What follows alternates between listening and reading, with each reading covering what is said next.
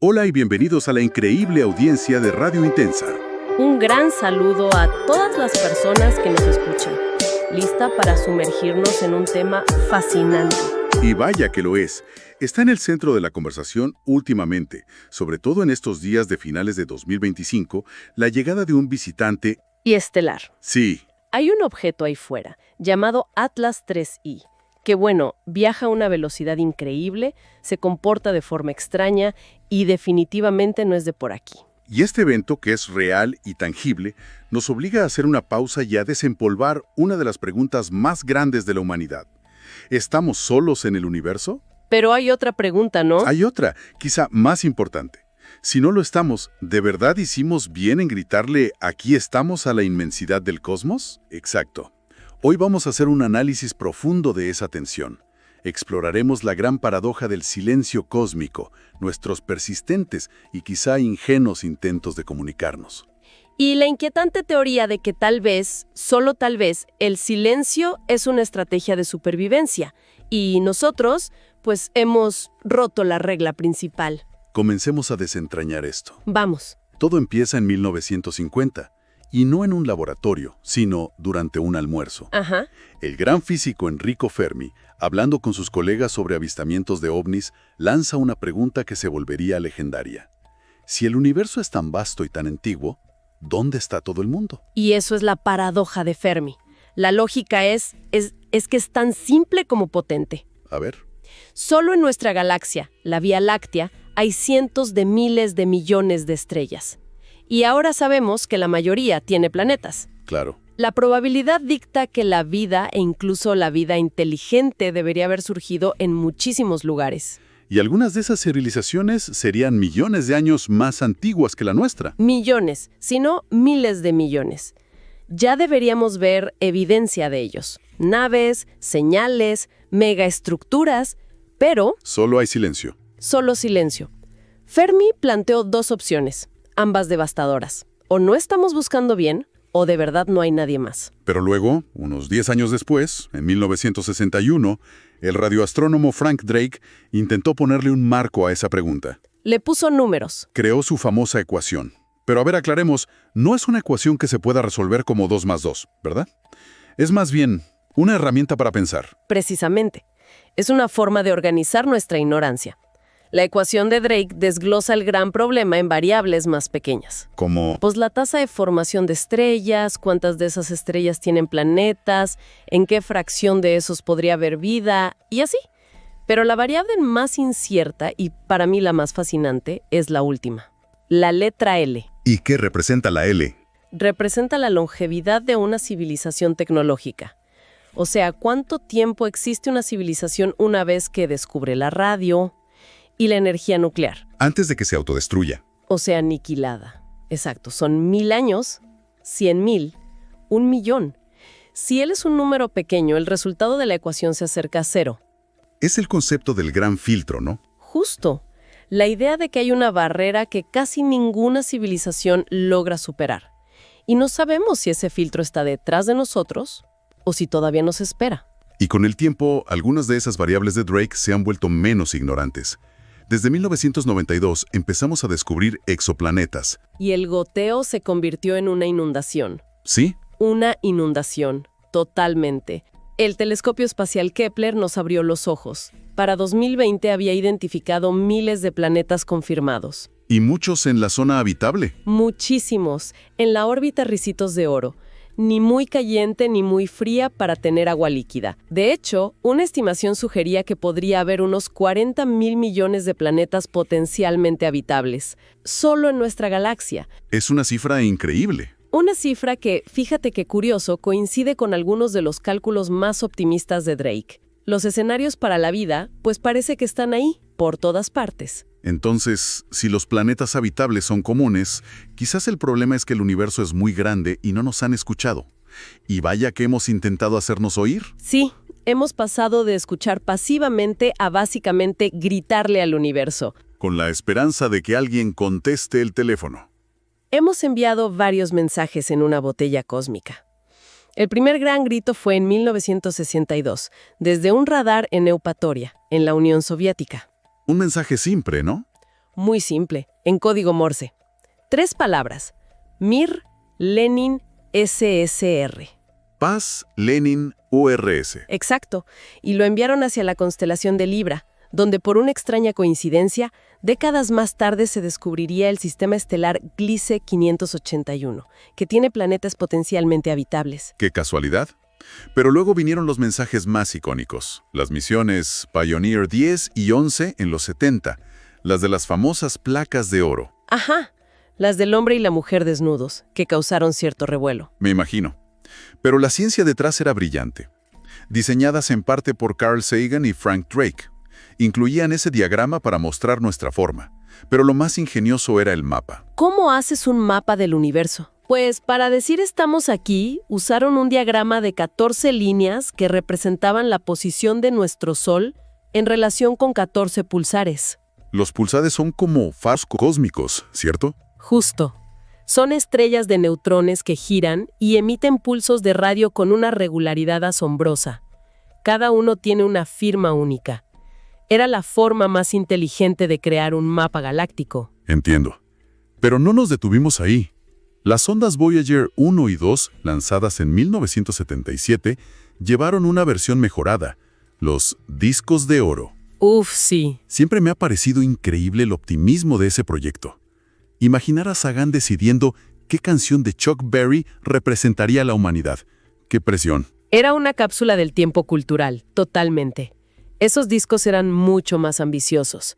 Tenían saludos en 55 idiomas. 115 imágenes. 90 minutos de sonidos y música. Desde cantos de ballenas hasta Bach y, sí, Johnny Boo Goode. Y las instrucciones para reproducirlo estaban grabadas en la cubierta, basadas en el átomo de hidrógeno. De nuevo, usando el hidrógeno como una constante universal. Entonces, las Pioneer y las Voyager eran como postales, saludos desde la Tierra. Pero hubo un intento mucho más directo, casi como un telegrama, el mensaje de Arecibo de 1974. Sin duda, ese fue el más denso. Se transmitió desde el radiotelescopio de Arecibo como una señal de radio potentísima en código binario. Unos y ceros. La base de nuestra computación. Si lo decodificabas y lo organizabas en una cuadrícula, revelaba una imagen, como pixelada. ¿Y qué mostraba? Contenía información sobre nuestro sistema numérico, los elementos químicos esenciales para la vida, la doble hélice de nuestro ADN, una figura humana, nuestro sistema solar. Vaya, un resumen completo. 25,000 años luz. Básicamente revelamos quiénes somos, de qué estamos hechos y, lo más importante, dónde vivimos. Y aquí es donde la historia da un giro oscuro. Hemos estado gritando al cosmos, pero ¿y si esa no es una buena idea? El propio Stephen Hawking lo advirtió. Dijo que si los extraterrestres nos visitan, el resultado sería muy parecido a cuando Colón llegó a América. Lo cual no resultó bien para los nativos americanos. Para nada. Y esa advertencia tiene un eco profundo en una idea moderna, la teoría del bosque oscuro. Del autor de ciencia ficción Cixin Liu. Exacto. Y la analogía es aterradora. El universo es como un bosque oscuro y silencioso. En él hay innumerables cazadores sigilosos, como tú. Ok. Si haces un ruido, si enciendes una luz y revelas tu posición, cualquier otro cazador te ve y no sabe si eres amigo o enemigo, pero por simple precaución, Te elimina. decide eliminarte. No por malicia, sino por miedo. Es una aniquilación preventiva. En este bosque, la única estrategia segura es el silencio. Esa analogía es escalofriante, pero no asume lo peor de cualquier inteligencia. Esa es la principal crítica, claro. O sea, ¿una civilización superavanzada seguiría operando con instintos tan básicos como el miedo? Quizá el silencio no es por miedo, sino por indiferencia. Podría ser. Es una extrapolación de la psicología humana a escala cósmica. Proyectamos nuestros miedos. Quizá una civilización de millones de años ya superó la fase de dispara primero. O nos consideran tan irrelevantes como nosotros a una colonia de hormigas. Exacto. El silencio podría tener muchas causas. Y la pregunta es, ¿alguien ha respondido a nuestros gritos? Hay eventos muy extraños, controversiales, pero que vale la pena analizar. El primero, la señal WOW, de 1977. Ah, la famosa señal, captada por el radiotelescopio Big Ear en Ohio. Fue una señal de radio extremadamente potente que duró 72 segundos. Y el astrónomo que la descubrió escribió "wow" al lado. Y el nombre se quedó. Provenía de la constelación de Sagitario, nunca se volvió a detectar y no se ha explicado del todo. Pero lo más fascinante es la frecuencia. ¿Qué tiene la frecuencia? Fue recibida en 1420 MHz. Esa es la frecuencia natural de emisión del hidrógeno neutro. Espera un momento. ¿Sí? ¿Es la misma frecuencia universal que nosotros escogimos para enviar el mensaje de Arecibo? ¿La misma? Eso no puede ser una coincidencia. ¿O sí? Es una coincidencia muy, muy particular. Los astrónomos la llaman el pozo de agua, un canal de radio silencioso y lógico para comunicarse. Podría ser natural, pero hace que la señal sea mucho más intrigante. Y luego están los agrogramas, los círculos de las cosechas. A ver, sé que la mayoría son fraudes. El 99.9% sin duda. Obra de artistas con tablas y cuerdas. Pero en el material se mencionan dos casos muy específicos: Chilboltov y Schwarzschild. Exacto. Son anomalías que los investigadores citan por su complejidad y su aparente conexión con nuestros mensajes. ¿Cómo es eso? El primero, en Chilbolton, Inglaterra, en 2001, apareció junto a un observatorio y parecía una respuesta directa, punto por punto, al mensaje de Arecibo. Usaba el mismo formato binario. El mismo formato de cuadrícula, pero la información era diferente. Describía una civilización basada en el silicio, no en el carbono, un ADN distinto y una figura humanoide de cabeza grande. Y al año siguiente, cerca de allí, apareció otro todavía más complejo. Sí, en Schwarzschild. Era un disco con el rostro de un gris estereotipado, pero lo notable era que contenía un mensaje en espiral codificado en ASCII. ASCII es un código informático nuestro. Exacto. Es como si la respuesta viniera en nuestro propio lenguaje informático, lo cual es doblemente extraño. El mensaje traducido era una advertencia. ¿Qué decía? Cuidado con los que traen falsos regalos y sus promesas rotas. Mucho dolor, pero aún hay tiempo. Nos oponemos al engaño. Es muy críptico. Aunque la explicación más probable sigue siendo humana, la pregunta es, ¿cómo se hizo con tal precisión y por qué esa respuesta tan específica? Y esto nos lleva directamente al presente. Ya no hablamos solo de señales, sino de visitantes físicos. Objetos que cruzan nuestro sistema solar desde el espacio interestelar. El primero que nos impactó fue Oumuamua, en 2017. Recuerdo el revuelo que causó. No se parecía a nada. Su forma extremadamente alargada y sobre todo su aceleración. Después de pasar cerca del Sol, aceleró de una forma que la gravedad no podía explicar. Eso llevó a Avilov, un astrofísico de Harvard, a proponer la idea de que podría ser un artefacto tecnológico. Una vela solar, una sonda. Una idea muy controvertida. Muchísimo. Luego vino Borisov en 2019, que parecía un cometa más normal. Pero el objeto que nos ocupa ahora, Atlas 3i, detectado a principios de 2025, es diferente de ambos. ¿Qué lo hace tan peculiar? Pues es una combinación de rarezas. Primero, su velocidad es descomunal, mucho mayor que la de Oumuamua. Segundo, su trayectoria no se explica del todo por la gravedad del Sol, lo que sugiere... ¿Algún tipo de propulsión? O una forma muy extraña, sí. Y tercero, muestra cambios de brillo erráticos. Implica una forma irregular o una superficie artificial que refleja la luz. No se comporta como una roca. Y aquí es donde todas las piezas parecen conectarse de una forma escalofriante. Las fuentes señalan que algunos cálculos de su trayectoria sugieren que Atlas 3i proviene de la misma región del cielo a la que enviamos el mensaje de Arecibo. ¿Y de dónde vino la señal wow? Esa. Es una coincidencia muy difícil de ignorar. Es una superposición de datos que hace que la comunidad científica, incluso la más escéptica, preste mucha atención. ¿Y qué dice Avilov de esto? Él responde con una versión de la paradoja de Pascal. La idea es que, aunque la probabilidad de que Atlas 3i sea una sonda tecnológica sea mínima, las consecuencias de que lo sea son inmensas. Tan inmensas que debemos prepararnos para esa posibilidad.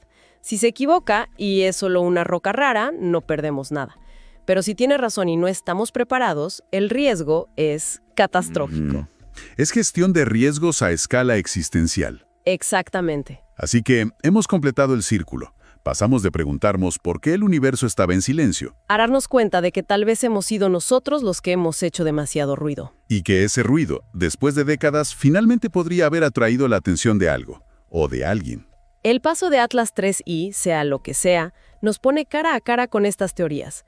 Las saca de la ciencia ficción y las convierte en una posibilidad tangible que todo el mundo estará observando en diciembre. La pregunta ya no es solo si hay alguien ahí fuera. Ahora la pregunta es, ¿qué intenciones tiene y qué significa esta visita?